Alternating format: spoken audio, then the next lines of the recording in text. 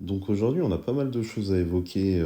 Donc je me suis fait une petite liste des sujets, puisque là, j'ai pas fait de vidéo depuis le début de la semaine. On est déjà vendredi 22, et on a eu des jours de cotation toute la semaine.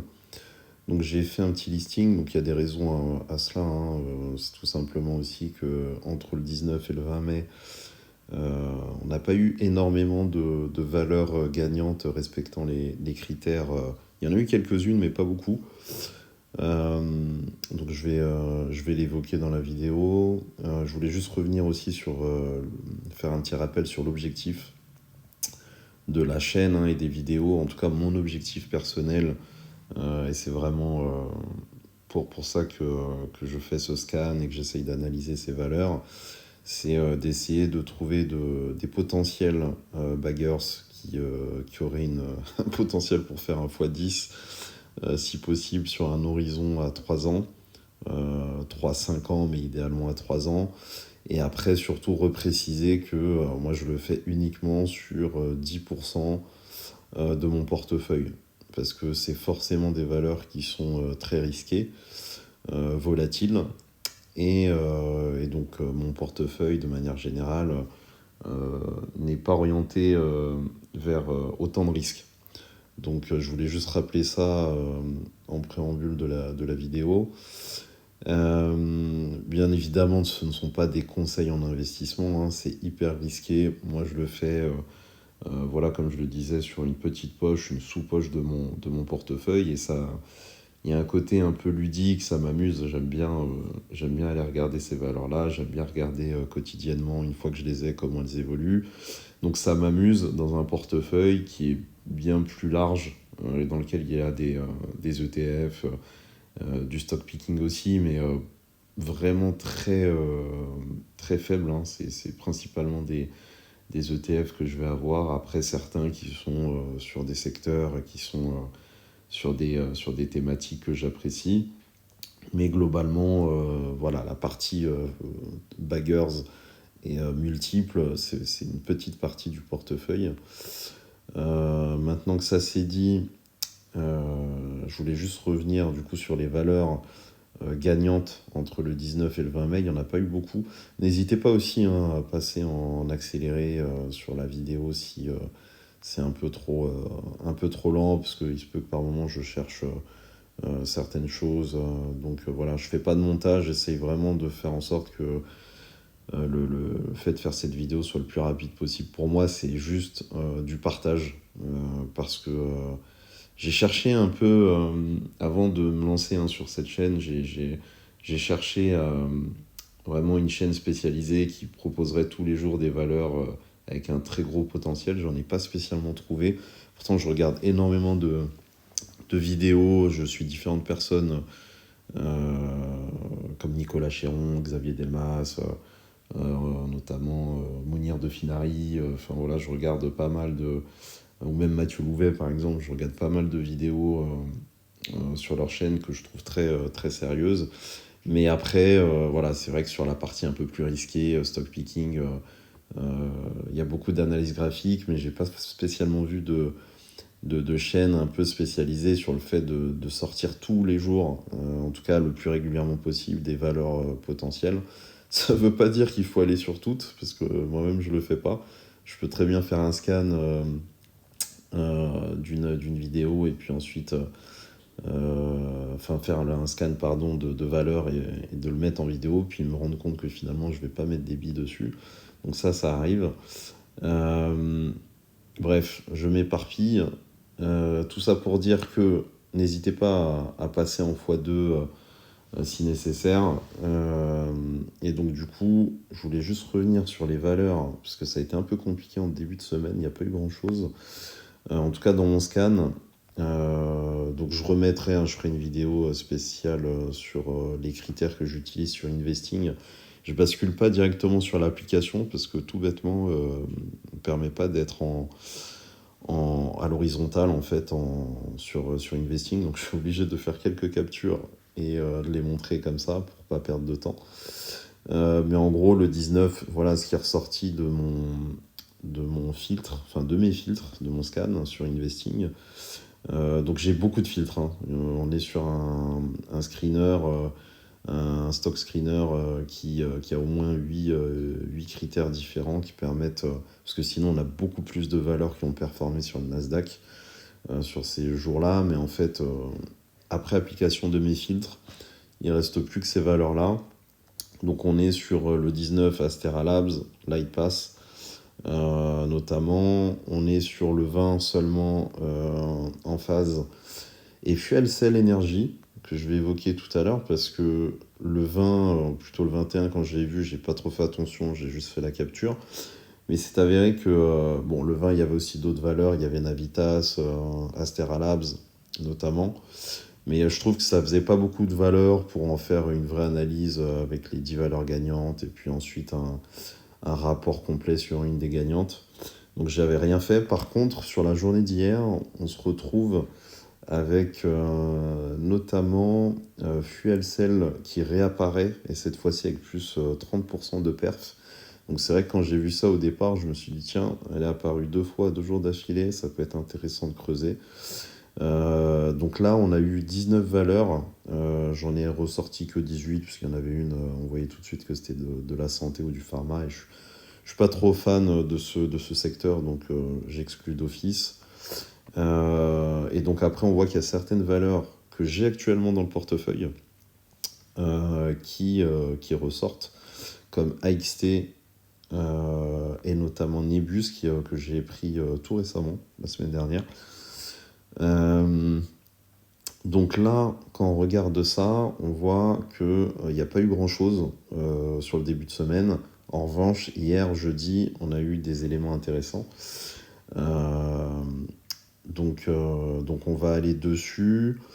J'avais mis aussi réapparition de valeurs en portefeuille, donc ça je viens de l'évoquer. Et oui, sur la partie les valeurs du quantique, parce que clairement ces derniers jours on a vu, je pense que vous avez vu si c'est des sujets qui vous intéressent, que les valeurs du quantique ont bien performé, hein, donc D-Wave, Rigetti notamment, IonQ aussi a performé. Je les mets tout simplement pas dans ma liste de valeurs parce qu'elles sont exclues à cause d'un critère qui est important dans mes critères, qui est le drawdown actuel. Je veux dire, en fait, ce que je dis par drawdown actuel, ce que je veux dire, c'est que je regarde la position du cours de l'action actuelle en rapport à son ATH. Et si on est trop loin de l'ATH, notamment plus de 50% de l'ATH, je ne prends pas en compte la valeur dans le scan. Et actuellement, pour D-Wave et certaines valeurs du quantique, on est quand même si on performe bien, très éloigné des ATH. Pourquoi je fais ça? C'est qu'ici, dans ce cadre-là et dans cette sous-poche du portefeuille, j'essaye réellement d'avoir uniquement des valeurs qui sont en trend following, qui sont en performance de long terme et qui ont tendance à ne faire que grimper au fil du temps et non pas avoir un graphique en montagne russe où vraiment on a l'impression que c'est les montagnes russes. Donc j'essaye d'éviter ça. Et les valeurs du quantique, du coup, sont un peu dans ce schéma-là et je suis pas hyper fan de ça. Ce qui n'empêche pas qu'en dehors du cadre 10 baggers, je puisse avoir un ou deux ETF sur le thème du quantique avec une certaine part du portefeuille alloué. Et donc ça, c'est encore autre chose. Mais du coup, j'apprécie ces valeurs-là, mais dans un autre contexte.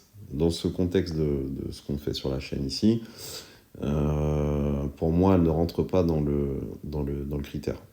Après, si vous voulez les creuser, je vous invite à le faire à côté.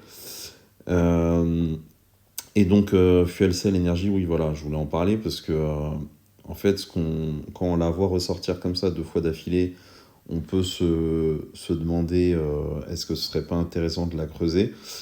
Ce qui est intéressant, c'est que en demandant du coup à Gemini d'appliquer mon tableau, on va dire des valeurs gagnantes de la veille, dans lequel j'ai plusieurs critères et indicateurs plutôt que des critères indicateurs, qui sont pour moi hyper importants pour savoir est-ce que je vais analyser un peu plus en détail une valeur ou pas. Parce que je le rappelle, mon but dans tout ça, c'est aussi de ne pas y passer trop de temps. Donc j'essaye vraiment d'aller le plus vite possible. Donc forcément, voilà, ça, c'est vraiment tout ce qui concerne la bourse, c'est pour moi une passion hein, que je gère à côté de mon activité principale et même d'autres activités. Donc je peux pas non plus y passer trop de temps. Donc malheureusement, je peux pas analyser les valeurs vraiment dans le détail comme le ferait. En tout cas, pour l'instant, j'ai pas la faculté de le faire. J'ai pas le temps pour le faire. J'aimerais y passer autant de temps comme le fait par exemple un Xavier Delmas. Je sais qu'il creuse beaucoup, enfin de ce qu'il nous explique dans ses vidéos. Mais de mon côté, j'ai pas forcément le temps. Donc j'avoue que je m'appuie beaucoup sur Gemini pour faire des analyses. Ce qui n'empêche pas que je recheck pas mal de choses parce qu'il fait souvent des erreurs, malheureusement. Il y a beaucoup d'erreurs, j'en ai vu une encore en faisant justement le scan du jour, donc notamment sur AXT que j'ai en portefeuille de 10 Baggers et qu'il avait exclu en me disant qu'en fait il était en drawdown, comme j'ai évoqué tout à l'heure, donc à plus de 50% de son ATH en baisse. Et en fait, j'étais pas du tout, j'étais très surpris parce que on avait justement pris la valeur parce qu'elle respectait pas mal de critères et donc je suis parti revoir et effectivement il se gourait. Et ensuite il m'a expliqué pourquoi il avait fait cette erreur et son explication ne tenait pas la route. Bref, je vais pas détailler, mais et donc il a fini par vraiment admettre qu'il avait une fois de plus fait une boulette. Tout ça pour dire que je m'appuie sur Gemini, mais que voilà, forcément, on n'est pas à l'abri de mauvaises surprises, d'erreurs. Donc voilà, si jamais vous vous appuyez aussi sur cette vidéo pour envisager certaines valeurs, je vous invite fortement à aller creuser par vous-même ses fondamentaux, sa technique et ce qui peut se dire dans les médias par rapport à la valeur. Et surtout, après, n'hésitez pas à revenir et à mettre en commentaire ce que vous avez trouvé. Ça permettra d'échanger.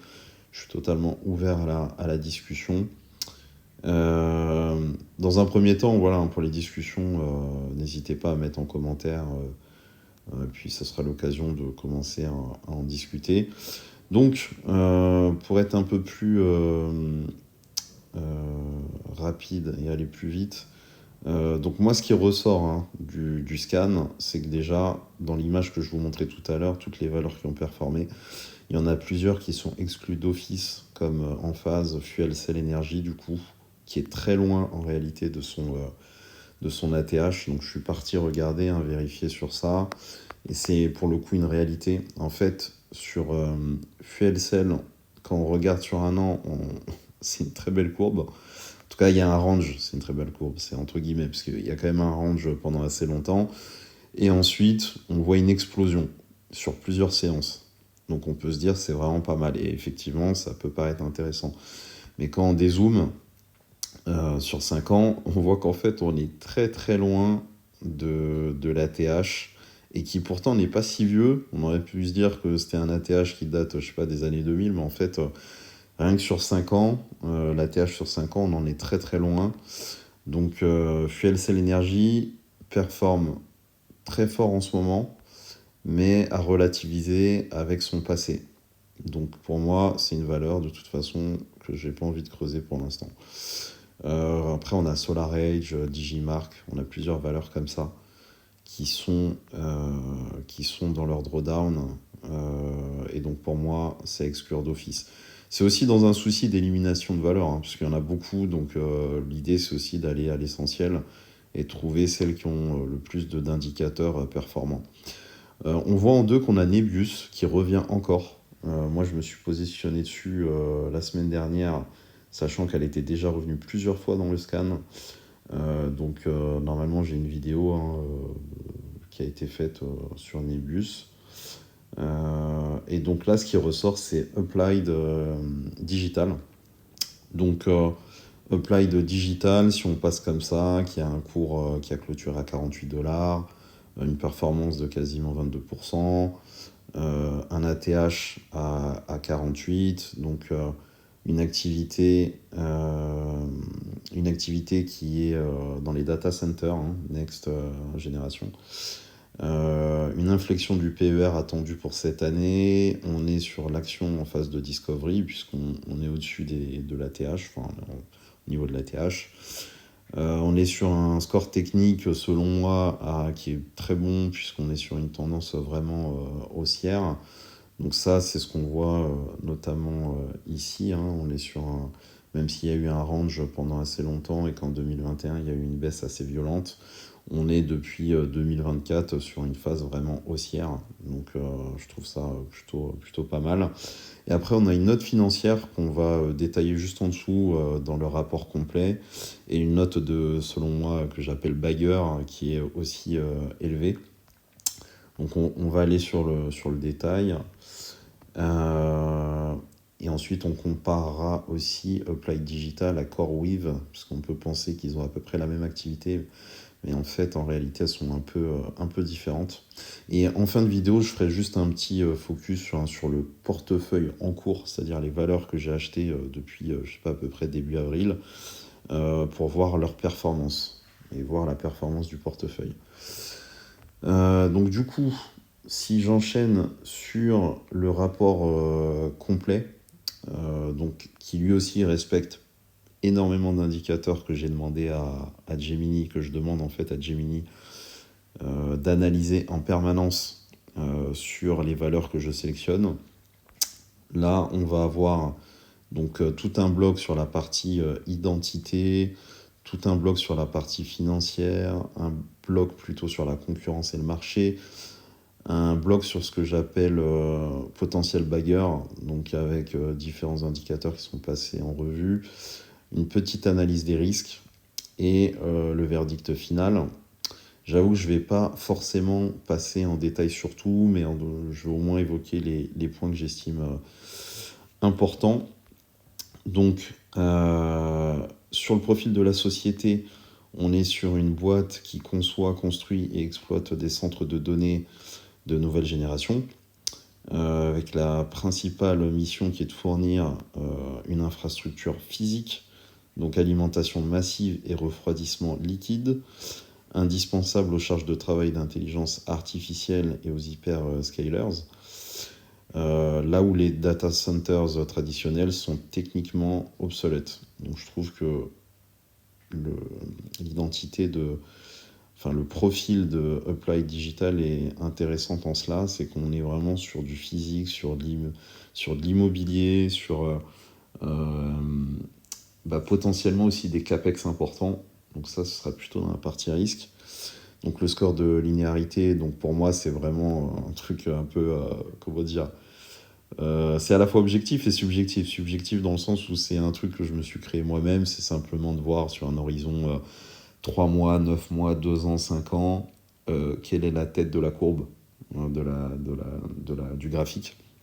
Et on est sur une linéarité avec Applied Digital qui est vraiment pas mal. Ça veut dire qu'on n'est pas trop sur de la montagne russe, quoi, entre guillemets, sur les échelles de temps que j'ai sélectionnées. Donc momentum exceptionnel, état technique, on est en discovery, donc ce qui veut dire qu'on n'a pas d'investisseurs qui seraient perdants actuellement. On est vraiment sur une phase haussière, en espérant que ça continue. On a un intérêt des fonds, a priori avec une accumulation institutionnelle, puisque les volumes d'échanges ont été multipliés par 4 par rapport à la moyenne trimestrielle. Donc ça peut laisser à penser que les fonds institutionnels sont intéressés par la valeur, puisqu'on a une market cap qui est aux alentours des, il me semble, 5, je ne sais pas si on la voit là, je crois que c'est 5 milliards, hein. On va le voir, je suis bête, ça doit être juste en dessous là.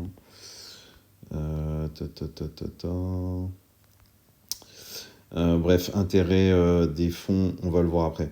Intérêt des fonds, donc avéré, le ratio de Sharpe qui est à 1,65, donc avec une volatilité qui est quand même forte, mais qui a priori est compensée par la surperformance de la valeur.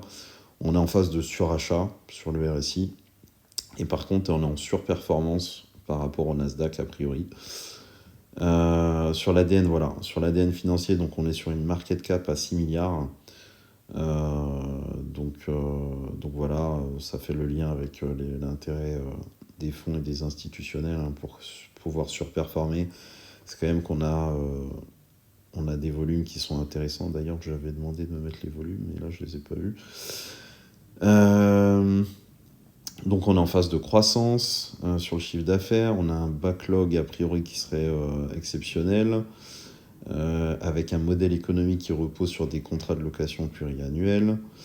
On a une trajectoire du PE qui est intéressante, puisque actuellement le PE est négatif, mais avec une compression qui serait violente et un retour attendu aux alentours des 45, puis des 22, à savoir qu'actuellement le PE est négatif, comme je le disais juste avant. Je crois qu'il est à moins 96, ou je ne sais plus exactement combien, mais en tout cas il est négatif. Marge brute à 60%, un EBITDA en forte expansion, la fair value selon la méthode du DCF qui serait à 65 $. Bon, le free cash flow immédiat qui est absorbé par les dépenses d'investissement de CAPEX, donc ça c'est ce que j'ai évoqué juste avant, donc ça c'est un bémol. Marge de sécurité, donc le bilan ALM, hein, donc cohérence structurelle forte, l'endettement à long terme utilisé pour construire les centres est parfaitement adossé au contrat de location. Marge de sécurité par rapport à la fair value de 26%, et un score fondamental, une note de 8,5 sur 10. Concernant la concurrence, et c'est là que je vais faire un comparatif avec CoreWeave, parce que là il me parlait de CoreWeave, et justement il faisait aussi une erreur en me disant que CoreWeave n'était pas coté, donc je lui ai dit assez rapidement que CoreWeave était coté depuis l'année dernière, et qu'il fallait qu'il puisse me comparer CoreWeave et Applied Digital. Et du coup, il me met aussi Equinix et Digital Realty. Donc ça, on reviendra dessus après. Donc on a ensuite la partie potentiel bagueur. Donc là où Gemini estime qu'avec 6 milliards de capitalisation, 1 x 10 pour atteindre 60 milliards, exigera une exécution industrielle sans faille sur une décennie. Donc ça veut dire que l'horizon, déjà à 3 ans, 5 ans, très compliqué selon Gemini. Et ça, je pense que c'est vraiment dû à la scalabilité, hein, qui est faible, hein. Effectivement, 5 sur 10, c'est faible par rapport à d'autres valeurs qu'on a pu voir ces derniers temps. Et c'est parce que contrairement au logiciel, c'est vrai que chaque nouveau dollar de revenu exige de couler du béton, puisqu'on est vraiment sur de l'immobilier, on est sur des infrastructures lourdes. Donc le potentiel de scalabilité est plutôt faible, hein. Donc je pense que c'est là que le potentiel bagueur est pas si dingue que ça. Santé historique 7,5, score concurrence 8,5, skin in the game, donc avec le PDG et l'équipe dirigeante qui détiennent une part massive du capital. Il met quand même un score bagueur à 8, parce qu'il y a plein d'éléments qui sont positifs. Moi, j'avoue que le côté immobilier lourd, investissement en CAPEX important, je suis pas sûr que ce soit une très bonne chose. D'un autre côté, ça me fait le lien avec une vidéo, il me semble, de Xavier Delmas, justement, que j'avais vu sur peut-être un changement un peu d'habitude, parce que pendant longtemps, on voyait les valeurs scalables avec beaucoup de logiciels et peu d'infrastructures physiques comme étant des valeurs très intéressantes, justement parce que plus légères, avec des actifs light. Mais avec la tendance et ce qui se passe notamment avec Anthropic, Claude, qui a tendance à disrupter les logiciels, voilà, la question se pose de est-ce que toutes les valeurs qui ont des actifs light sont pas aussi en danger, et du coup un retour sur des valeurs plus lourdes en termes de capex, c'est finalement pas quelque chose de positif, parce qu'au moins c'est tangible, c'est du sûr. Et donc ça pose la question. Je réfléchis en même temps, mais en gros, c'est une réflexion sur Apply Digital, à savoir est-ce qu'au contraire, c'est pas un point positif le fait qu'ils investissent massivement en CapEx, parce qu'au moins c'est du lourd et c'est pas un Claude Anthropique qui va pouvoir venir disrupter cette partie-là. Bref. Sur les risques, donc risque concurrentiel modéré, avec un risque principal qui est de voir les géants de la tech, Amazon, Google, internaliser massivement et exclusivement la construction de leur propre data center. Donc ça, c'est une réalité. Le risque de dette et de solvabilité élevé. L'entreprise brûle du capital pour construire. Un assèchement brutal du marché du crédit ou un refinancement à des taux prohibitifs bloquerait la croissance de son parc immobilier. Ça, c'est une réalité aussi, surtout avec les taux d'intérêt actuels et futurs potentiels. Le risque de motte, donc